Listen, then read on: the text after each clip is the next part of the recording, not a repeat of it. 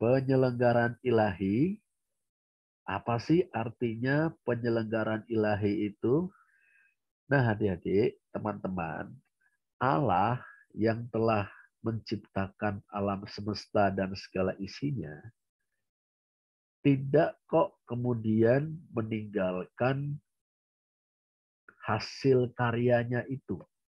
Ya, Allah yang telah menciptakan alam semesta dan segala isinya tidak meninggalkan segala atau seluruh hasil karya ciptanya. Kalau adik-adik atau teman-teman ingat dalam votum dan salam dalam kebaktian selalu dikatakan ya kepercayaan kita kepada Allah yang telah menjadikan langit bumi serta segala isinya dan yang tidak pernah meninggalkan perbuatan tangannya. Nah, ini ajaran tentang providensia. Ya, apa sih artinya providensia itu? Dalam bahasa Latin itu ada kata kerja namanya providere. Providere itu artinya menyediakan. Ya, bisa juga memelihara. Dalam bahasa Inggris provide. Ya, nah providensia adalah karya Allah. Ia yang telah menciptakan alam semesta dan segala isinya, kemudian memelihara semua makhluknya, aktif dalam segala yang terjadi di dunia, dan mengarahkan segala sesuatu kepada tujuan yang telah ditentukan atau direncanakannya. Nah, ini arti providensia. Ya, karya Allah yang memelihara semua makhluknya. Semua yang telah ia ciptakan dipeliharanya. Ia juga aktif dalam segala yang terjadi di dunia.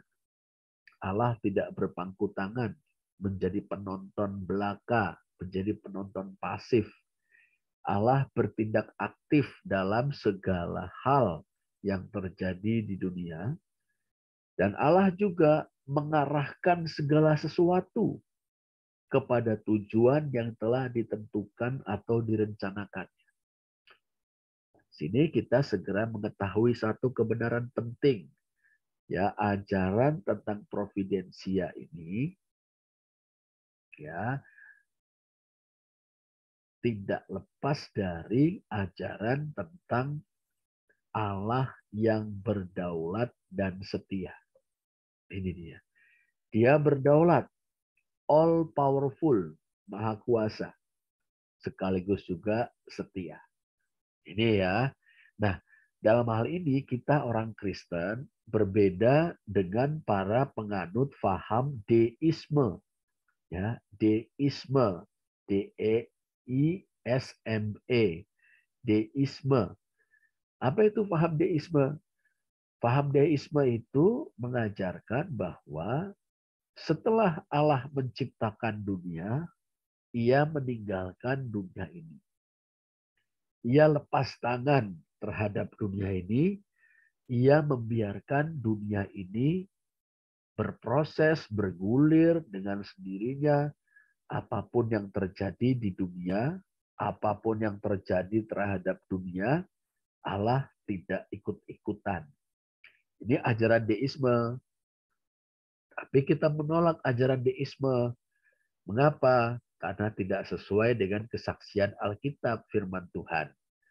Ya, Alkitab firman Tuhan mengajarkan kepada kita bahwa Allah yang telah menciptakan alam semesta dan segala isinya, dia juga yang memelihara, aktif, dan mengarahkan segala sesuatu kepada tujuan yang telah ditentukannya. Sekarang kita lihat satu demi satu, ya, pemeliharaan. Allah memelihara semua makhluknya.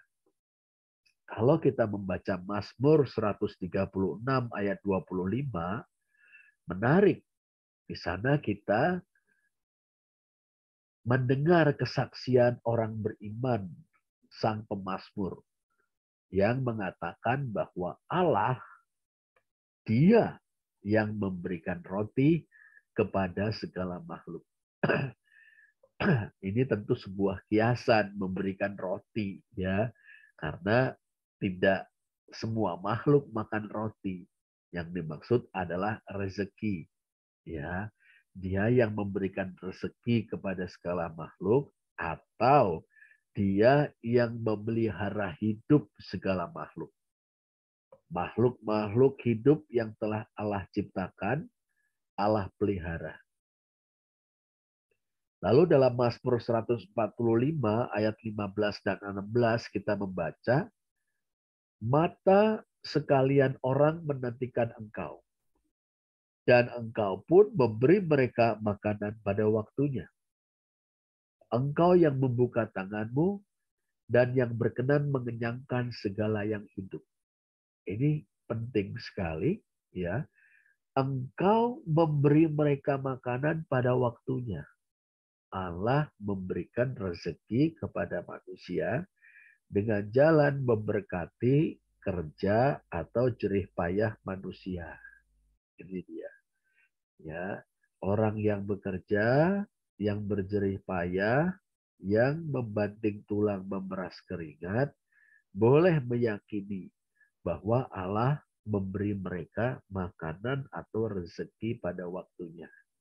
Nah, adik-adik yang masih bersekolah, ingat, lewat orang tua kita, Allah memberi kita rezeki. Tapi orang tua kita bekerja. Itu merupakan cara untuk menerima berkat Tuhan. Melalui kerja keras, Tuhan memberkati kita, memberikan rezeki kepada kita. Nah, seperti Mbak Novi yang sudah bekerja. Wah, Mbak Novi bekerja, melalui kerja Mbak Novi, Tuhan memberikan rezeki, memberikan berkat-berkatnya. Ini ya. Lalu kita lihat lebih lanjut ya. Nah, di Nehemia 9 ayat 6. Ini ya, Nehemia 9 ayat 6 ini doa dari gubernur Nehemia. Nehemia seorang gubernur, ya, bukan seorang nabi, bukan seorang imam atau pendeta, ya. Dia seorang gubernur, ya, pejabat negara. Dalam doanya dia berkata, hanya Engkau adalah Tuhan. Engkau telah menjadikan langit, ya langit, segala langit dengan segala bala tentaranya, dan bumi dengan segala yang ada di atasnya, dan laut dengan segala yang ada di dalamnya. Engkau memberi hidup kepada semuanya itu, dan bala tentara langit sujud menyembah kepadamu.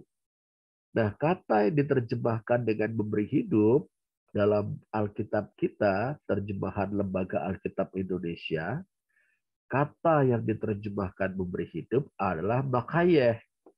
Ya, dalam bahasa Ibrani, makayeh. Makayeh artinya memelihara. Kalau kita mau terjemahkan secara harfiah, makayeh memelihara atau mempertahankan hidup juga boleh. Engkau yang memelihara atau engkau yang memberi hidup kepada semuanya itu. Nah, ini ya. Lagi kita membaca Kisah Rasul 17 ayat 28. Ya. Kisah Rasul 17 ayat 28 bisa dibaca. Sebab di dalam Dia, di dalam Allah, kita hidup, kita bergerak, kita ada. Hidup, bergerak, ada di dalam Allah, ya. Kita hidup, kita bergerak, kita ada karena dipelihara oleh Allah. Tuh ya. Lalu coba sekarang kita periksa lagi, kita baca ya dari surat Kolose 1 ayat 17. Kolose 1 ayat 17. Ia yang dimaksud adalah Kristus sebelum ia turun ke dalam dunia menjadi manusia. Kristus ada terlebih dulu dari segala sesuatu. Dan segala sesuatu ada di dalam Dia. Kristus ada terlebih dahulu dari segala sesuatu, dan segala sesuatu ada di dalam Dia. Kata yang diterjemahkan dengan ada oleh Lembaga Alkitab Indonesia adalah kata Yunani sunesteiken. Sunesteiken, kata dasarnya sunistemi, artinya terus ada. Jadi segala sesuatu terus-menerus ada atau terpelihara keberadaannya di dalam Dia, di dalam Kristus. Jadi bicara tentang pemeliharaan, ya. Ibrani 1 ayat 3. Ia adalah cahaya kemuliaan Allah, yang dimaksud adalah Kristus, dan gambar wujud Allah. Ya, Kristus adalah cahaya kemuliaan Allah dan gambar wujud Allah, dan menopang segala yang ada dengan firman-Nya yang penuh kekuasaan. Ya, Kristus menopang segala yang ada dengan firman-Nya yang penuh kekuasaan. Apa sih yang bisa kita simpulkan? Inilah ajaran Alkitab tentang pemeliharaan. Ya, pemeliharaan. Segala makhluk ada karena diadakan oleh Allah. Itu namanya penciptaan, creation, creatio. Ya. Lalu segala makhluk tetap ada. Segala makhluk hidup tetap ada, tetap hidup karena dipelihara oleh Allah. Kita sebut apa tadi? Itu pemeliharaan Allah. Nih dia ya. Dia ada penciptaan, membuat makhluk yang semula tidak ada menjadi ada. Pemeliharaan membuat makhluk yang ada tetap ada. Kalau Allah sudah menarik pemeliharaannya, maka yang terjadi adalah kemusnahan atau kematian. Itu dia. Ya, makhluk hidup bisa tetap hidup karena dipelihara Allah. Tapi bila Allah menarik pemeliharaannya, tidak lagi memelihara makhluk hidup tersebut, maka makhluk hidup tersebut pasti akan mati. Dalam artian ini, teman-teman, adik-adik, ya, untuk ada makhluk bergantung pada Allah melalui penciptaan. Allah mengadakan makhluk yang semula tidak ada menjadi ada. Melalui pemeliharaan, Allah membuat makhluk yang sudah ada tetap ada.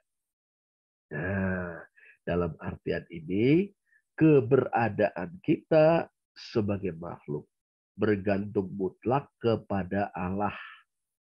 Kita ada karena diadakan Allah, kita tetap ada karena dipelihara oleh Allah. Nah, ini penting ya, sekali lagi nih. Kita bergantung pada Allah dalam hal keberadaan kita. Kita ada karena diadakan Allah, diciptakan olehnya. Kita tetap ada karena dipelihara oleh Allah. Nah, ini ya. Kalau begitu memang tidak ada dasar atau landasan buat kita, siapapun kita, untuk sombong, untuk memegahkan diri, untuk menjadi congkak atau angkuh. Aku ada karena diadakan Allah. Aku tetap ada karena dipelihara oleh Allah. Ini kebenaran yang penting sekali. Nah, sampai di sini, apakah teman-teman, adik-adik sudah mengerti? Nah, Sudah mengerti, ini Pak. sudah mengerti ya. Wah, Jen sudah paham ya, Jen. Puji Tuhan. Ya. Baru ditanya juga nih, Kak Smita, bagaimana Kak Smita? Sudah, Pak. Ya, Mbak Elizabeth, Mbak Eli, gimana? Sudah, Pak. Iya, Luffy sudah mengerti? Sudah, Pak. Iya, baik. Mbak Novi, pripun? Sudah mengerti, Pak. Iya, puji Tuhan, kita lanjutkan ke bagian kedua atau aspek kedua dari providensia Allah. Ya, aspek kedua kita gabung dengan aspek ketiga. Aspek kedua ialah Allah dalam providensinya itu aktif dalam semua yang terjadi di dunia. Aspek ketiga, Allah mengarahkan segala sesuatu kepada tujuan yang telah ditentukannya. Nah, Allah aktif mengarahkan segala sesuatu yang terjadi di dunia. Oh, tunggu dulu, artinya apa ini? Kita baca ya, Ulangan 8 ayat 18 ya, Ulangan 8 ayat 18. Firman Tuhan mengatakan, tetapi haruslah engkau ingat kepada Tuhan Allahmu. Nah, harus ingat, jangan lupa itu ya. Sebab dialah yang memberikan kepadamu kekuatan. Oh ya, memberikan kepadamu kekuatan untuk memperoleh kekayaan dengan maksud meneguhkan perjanjian yang diikrarkannya dengan sumpah kepada nenek moyangmu seperti sekarang ini. Ini firman Tuhan melalui Nabi Musa kepada bangsa Israel. Sebelum mereka memasuki tanah Kanaan, tanah yang dijanjikan Tuhan. Harus ingat, katanya, kepada Tuhan Allahmu. Kenapa? Sebab dialah yang memberikan kepadamu kekuatan untuk memperoleh kekayaan. Memberikan kekuatan. Nah ini ya. Jadi orang Israel itu diingatkan, jangan sombong. Wah, aku memperoleh kekayaan karena kekuatanku sendiri. Padahal karena kekuatan yang diberikan oleh Tuhan. Lalu, wah ini ada ayat-ayat yang sangat menarik loh, teman-teman, adik-adik, dalam kitab Keluaran. Ya, dalam kitab Keluaran ada ayat-ayat yang sepertinya bertentangan, tetapi tidak. Ya, kita membaca dalam Keluaran 7 ayat 13, 22, 8 ayat 15, 9 ayat 35. Apa itu? Hati Firaun berkeras menyaksikan mukjizat-mukjizat Tuhan berupa tulah-tulah. Firaun ketakutan ya ketika tulah-tulah melanda negerinya, ketakutan. Minta tolong kepada Nabi Musa, doakan dong supaya tulahnya itu berakhir. Nabi Musa berdoa kepada Tuhan, tulahnya berakhir. Tapi setelah tulah itu berakhir, hati Firaun berkeras. Bahasa Ibrani, wa yehesak lev par'o. Nah, lev itu hati, bahasa Ibrani ya. Jadi teman-teman, lev itu hati. Par'oh itu Firaun, Farao ya, Firaun. Nah ini wa yehesak, dari kata kasak. Kasak itu artinya kuat atau keras. Tapi dibuat menjadi wa yehesak, berkeras. Atau hati Firaun menjadi keras. Jadi Firaun yang ketakutan karena tulah, lalu tulah itu berakhir, bukannya bertobat, bukannya minta ampun, lalu berubah sikap, menjadi baik, malah semakin ngeyel, semakin melawan Tuhan. Itu dia. Nah disebut wayahesak lev par'o. Ya, hati Firaun berkeras atau hati Firaun menjadi keras. Nah, ini ya. Nah, memang kita lihat kalau kita itu minta ampun sama Tuhan, mestinya jangan malah setelah beroleh pengampunan, jangan malah kita mengulangi lagi. Bahaya nih kalau kita mengeraskan hati atau hati kita menjadi keras. Tapi dalam Keluaran 9 ayat 12, 10 ayat 20 dan 27, 11 ayat 10, 14 ayat 8. Wah, kita menjumpai kata-kata Tuhan mengeraskan hati Firaun. Nah, Tuhan mengeraskan hati Firaun. Bahasa Ibrani, Wayakasek Yahwa etlef paro. Wayakasek, ya, Yahwa, dan Tuhan mengeraskan etlef hati. Hatinya siapa? Hatinya Firaun. Apa ini artinya? Oh, Tuhan itu berkuasa atas hati manusia. Ya, Tuhan bisa mengeraskan atau melembutkan hati manusia. Tapi Tuhan bukan Tuhan yang sewenang-wenang.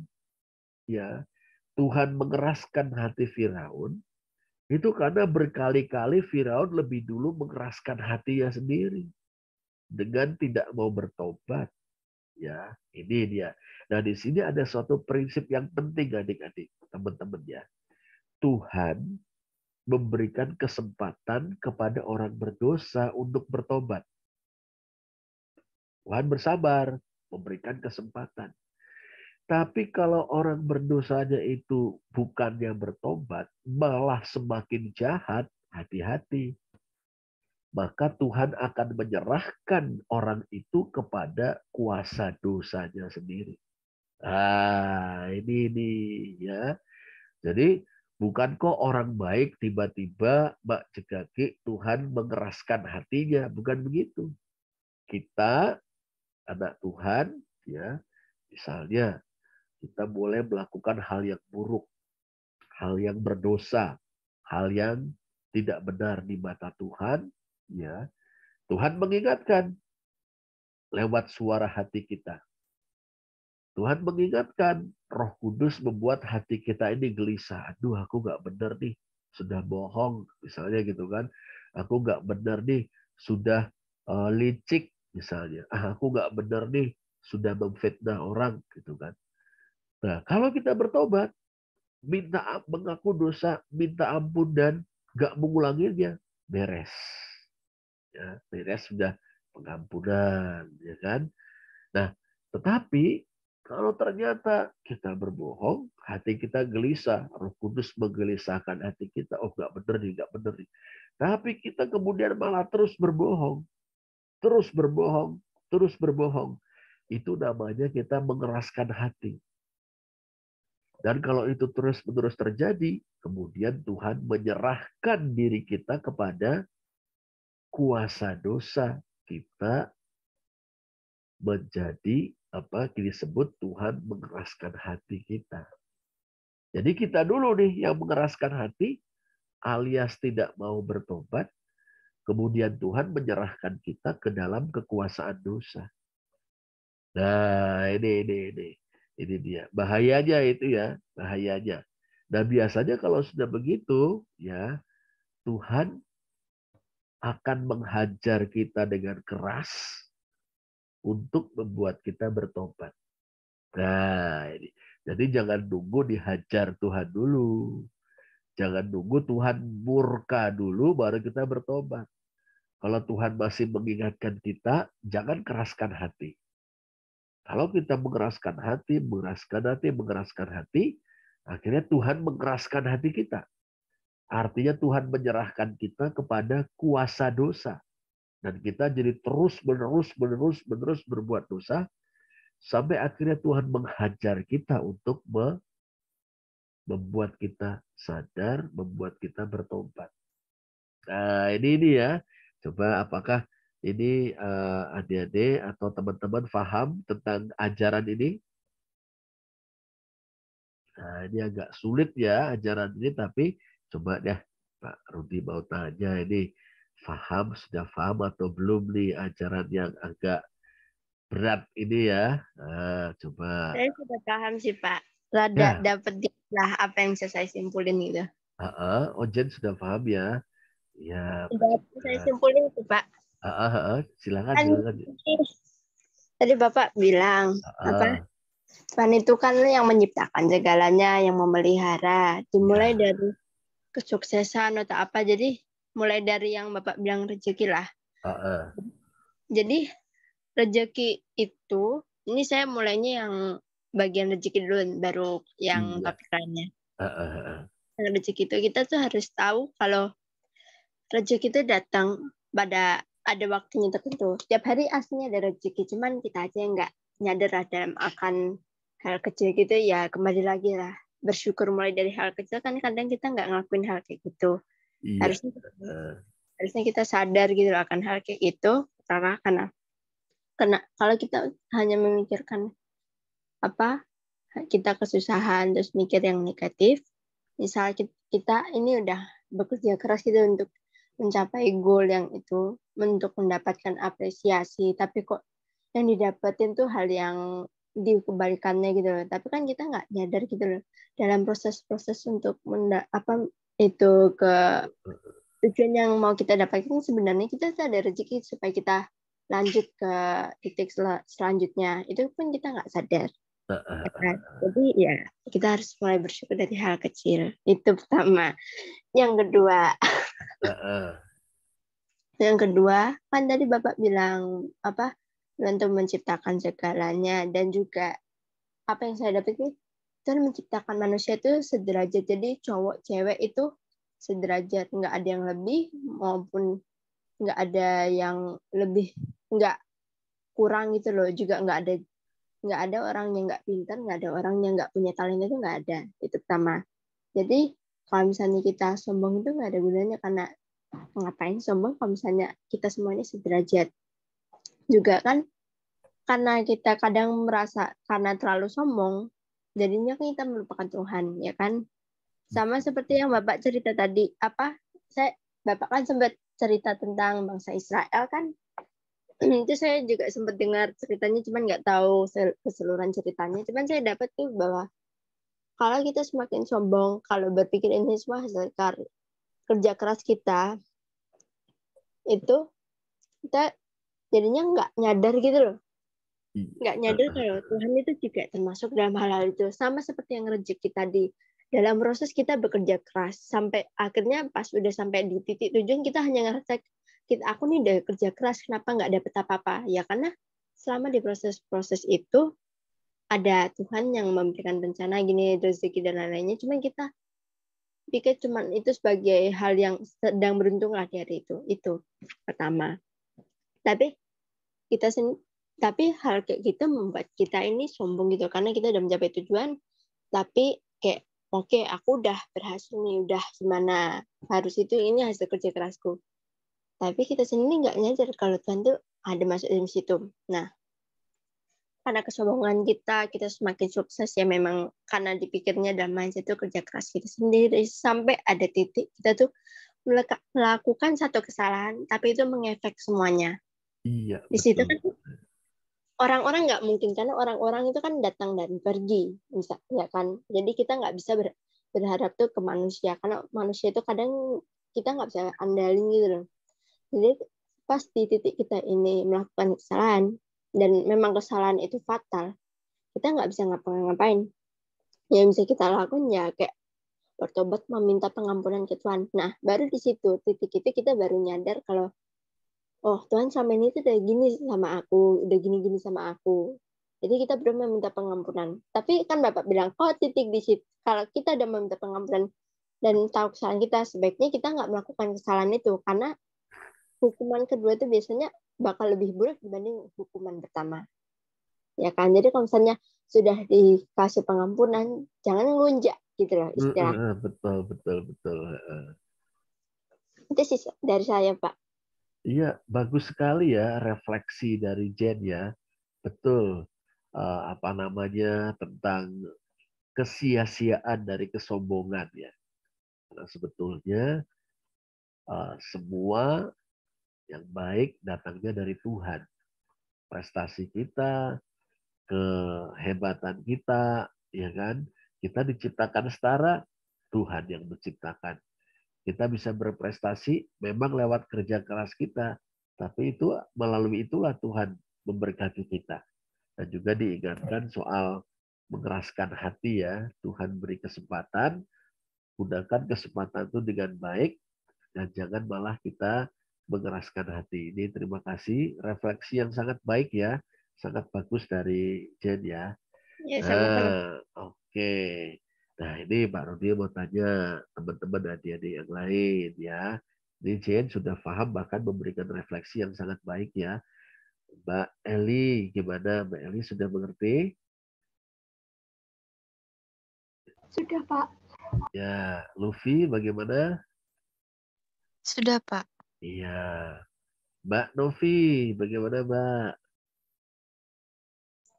Sudah mengerti, Pak. Iya. Kak Smita? Sudah, Pak. Iya.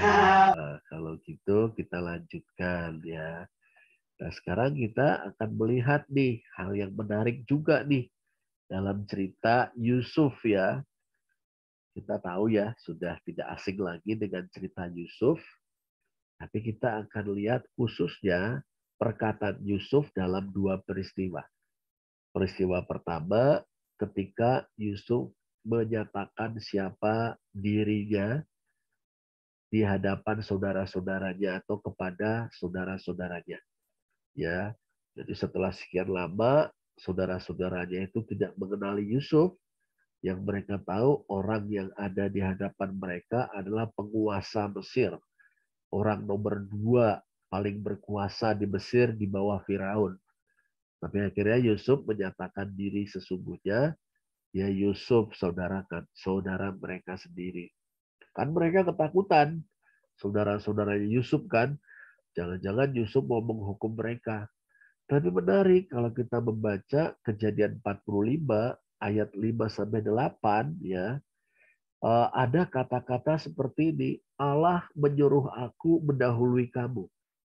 Yusuf bilang begini, jangan takut, bukan kamu yang menyuruh aku ke Mesir. Kata menyuruh ini ya, bisa juga artinya mengirim, mengutus, melempar ya. Kita ingat abang-abangnya Yusuf itu ya menjual Yusuf kepada pedagang budak. Kemudian para pedagang budak itu membawa Yusuf ke Mesir dan menjual Yusuf ya sebagai budak, dibeli oleh Potifar. Kita tahu cerita selanjutnya, Yusuf menjalani hidup yang penuh penderitaan ya, tapi dia tabah, tetap percaya dan setia kepada Tuhan. Akhirnya dia bisa keluar dari penjara, menjawab atau mengartikan mimpi-mimpi Firaun, lalu diberi kepercayaan besar sebagai orang nomor 2 yang paling berkuasa di Mesir untuk menyelamatkan Mesir dari bencana kelaparan. Bahkan bukan hanya itu, Yusuf juga menjadi berkat bagi bangsa-bangsa lain ya, karena kebijaksanaan atau ketepatan strategi ekonominya. Ya, di saat Mesir sedang kelimpahan, dia menabung, sebagian dari hasil bumi ditabung, ketika masa kelaparan datang, sudah siap untuk udah siap sehingga tidak harus jatuh ke dalam bencana kelaparan dialami oleh orang Mesir. Nah, sekarang kita lihat ya, saudara-saudara Yusuf kan datang ke Mesir untuk membeli makanan, membeli gandum ya. Nah, Yusuf bilang begini, Allah menyuruh aku mendahului kamu. Bahasa Ibraninya indah sekali. Shalak hani Elohim libneikem. Ya, Shalak hani Elohim libneikem. Kalau diterjemahkan harafiah, Allah telah mengutus aku. Elohim itu Allah. Ya. Shalak hani dari kata shalak. Allah telah mengutus aku, livneikem. Apa itu? Di depan wajahmu. Sebetulnya terjemahannya harafiah begitu. Tapi artinya betul, mendahului kamu. Nah ini. Jadi di sini apa sih yang mau diajarkan? Yusuf itu luar biasa. Dia punya penglihatan rohani, ya, pemahaman rohani yang luar biasa. Ya, betul secara fisik, secara kasat mata yang nampak oleh mata itu, saudara-saudaranya menjual Yusuf kepada pedagang budak dan pedagang budak membawa Yusuf ke Mesir dan menjual Yusuf di sana sebagai budak. Tapi sekarang Yusuf mengerti, ya, bahwa sebetulnya itulah cara Allah. Cara Allah mendahului saudara-saudaranya supaya dia nanti dapat menjamin kehidupan keturunan atau keluarga Israel dari bahaya kelaparan. Ini yang luar biasa, ya. Jadi bahwa saudara-saudari Yusuf berbuat jahat, betul mereka berbuat jahat. Melemparkan Yusuf ke dalam sumur, merobek-robek jubahnya, mencelupkannya ke dalam darah domba, kemudian menjual Yusuf kepada pedagang budak. Jahat sekali perbuatan mereka. Tapi setelah lewat pengalaman yang panjang, Yusuf mendapat hikmat dari Tuhan untuk mengerti bahwa di dalam kejahatan saudara-saudaranya itu, ternyata secara tidak terduga Allah turut bekerja untuk mendatangkan kebaikan. Nah, Allah pasti tidak senang, Allah tidak setuju, Allah murka pada perbuatan saudara-saudara Yusuf. Karena dia maha suci, dia maha suci, ya Allah itu. Nggak senang dengan perbuatan dosa. Tapi ajaibnya dia bisa menjadikan perbuatan jahat itu untuk melayani rencananya yang sempurna. Bayangkan kalau tidak ada Yusuf di negeri Mesir, maka bangsa Israel punah. Ya, Pak Yakub dan saudara-saudara Yusuf, anak-anak Pak Yakub semuanya punah. Mati kelaparan. Dan kalau begitu rencana Allah gagal dong. Karena apa? Karena justru dari keturunan Yakub atau Israel itulah nanti akan datang juru selamat, Kristus, Tuhan Yesus. Tapi Allah punya rencana yang luar biasa, berjangkauan jauh. Sembari mengizinkan, oke, ini ada orang berbuat jahat, ya, nanti orang berbuat jahat akan aku tuntut. Tapi Allah sanggup bekerja melalui kejahatan manusia untuk mendatangkan kebaikan. Ini yang luar biasa. Dialah yang telah menempatkan aku, kata Yusuf. Ha Elohim wa Yesimani. Allah itulah, ha Elohim, Allah itulah, ya, yang telah menempatkan aku, memposisikan aku sebagai penguasa di Mesir. Di pasal 50 ayat 20, peristiwa kedua setelah kematian Bapak Yakub, abang-abang Yusuf ketakutan, jangan-jangan sekarang waktunya Yusuf akan balas dendam. Tapi Yusuf bilang, kamu memang telah mereka-rekakan yang jahat kepadaku. Tapi Allah mereka-rekakannya. Artinya apa mereka-rekakan? Ini Elohim kasyafah, letova, kasyafah. Merencanakan. Kasyaf dalam bahasa Inggris, bahasa Ibrani, kasyaf, merencanakan. Allah merencanakannya untuk kebaikan. Nah, di sini adik-adik, teman-teman, ada rumusan bagus, ya. Allah membenci dosa, ya. Tapi Allah sanggup, ya. Allah sanggup mengubah perbuatan jahat. Allah sanggup membuat dosa atau kejahatan manusia justru untuk mendatangkan kebaikan yang sempurna. Ini Allah yang luar biasa. Ya, Allah bekerja di dalam, melalui, tapi sekaligus melampaui kejahatan manusia sesuai dengan rencananya. Nah, ini ya. Maka kita membaca Roma 8 ayat 28. Ini layak menjadi ayat hafalan kita ya, teman-teman, adik-adik ya.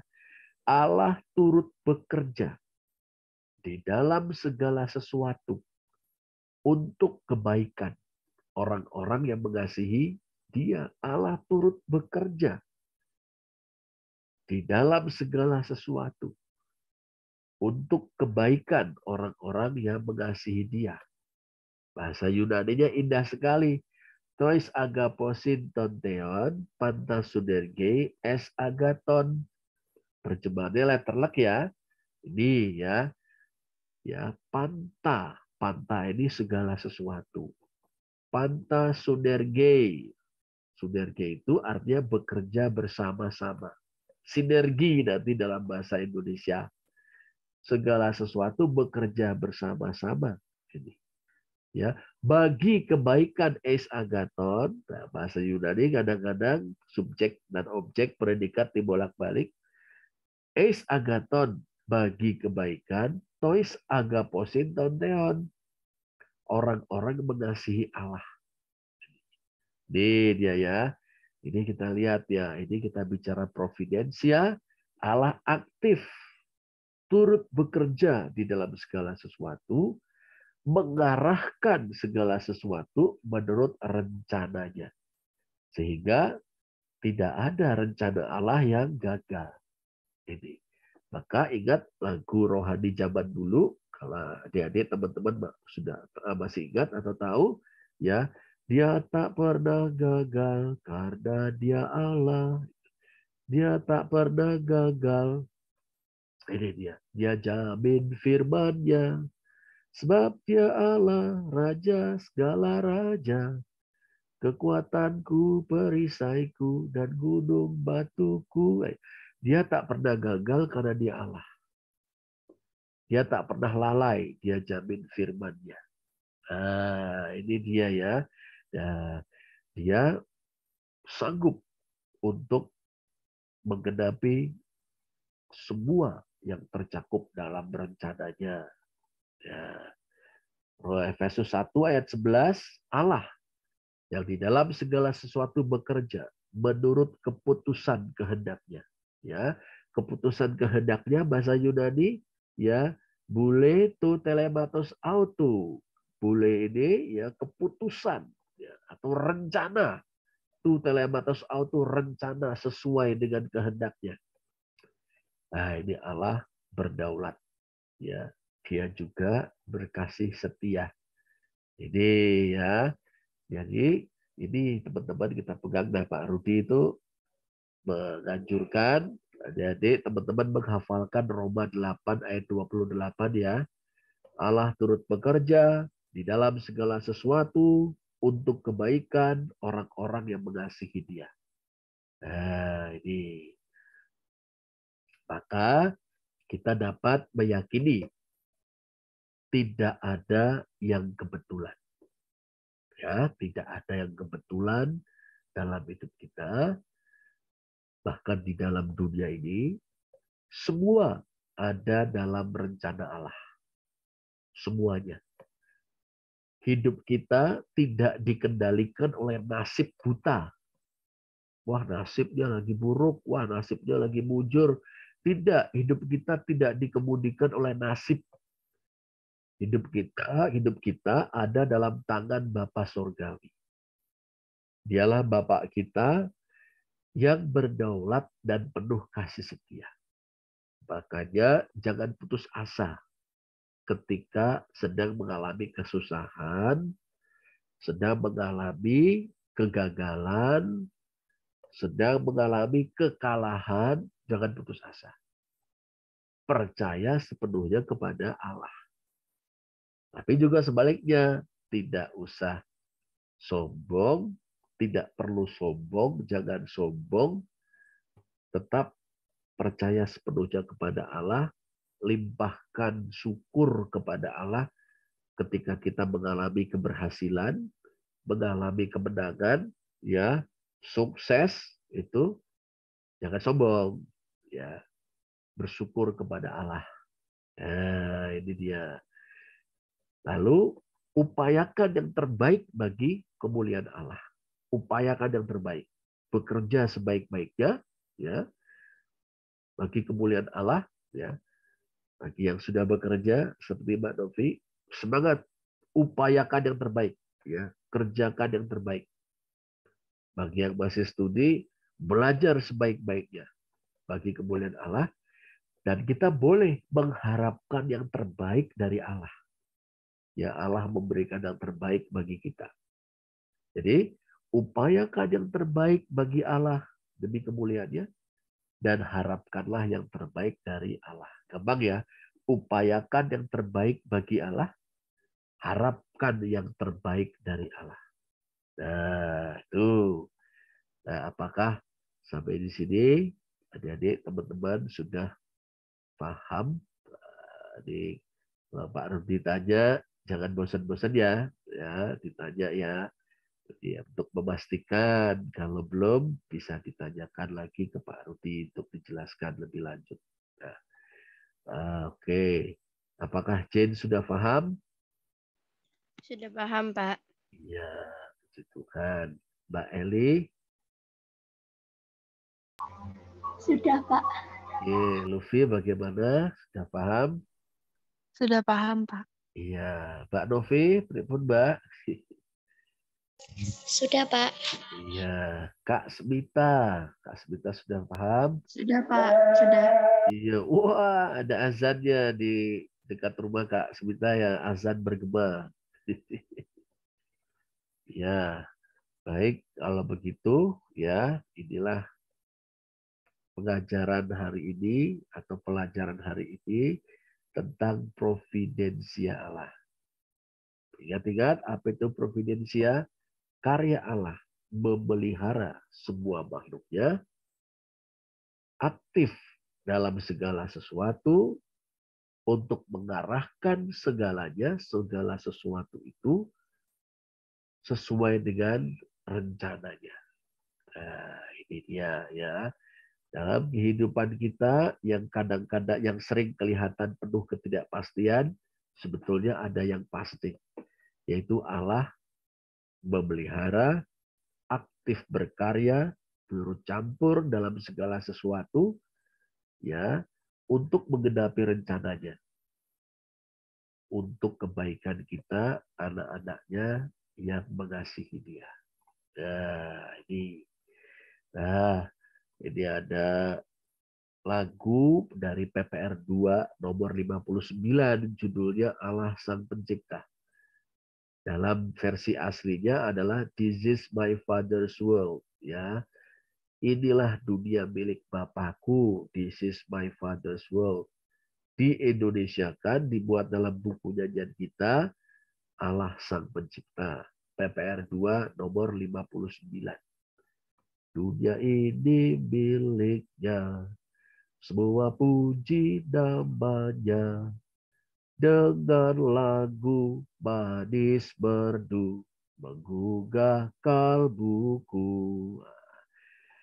Allah Sang Pencipta, gunung rimba raya, lautan biru, langit lazuardi tanpa kecuali. Teman kalau dia boleh ikut tadi juga ya. Semua ciptaannya, bunga dan marga satwa, menaikkan nada pujian bagi penciptanya.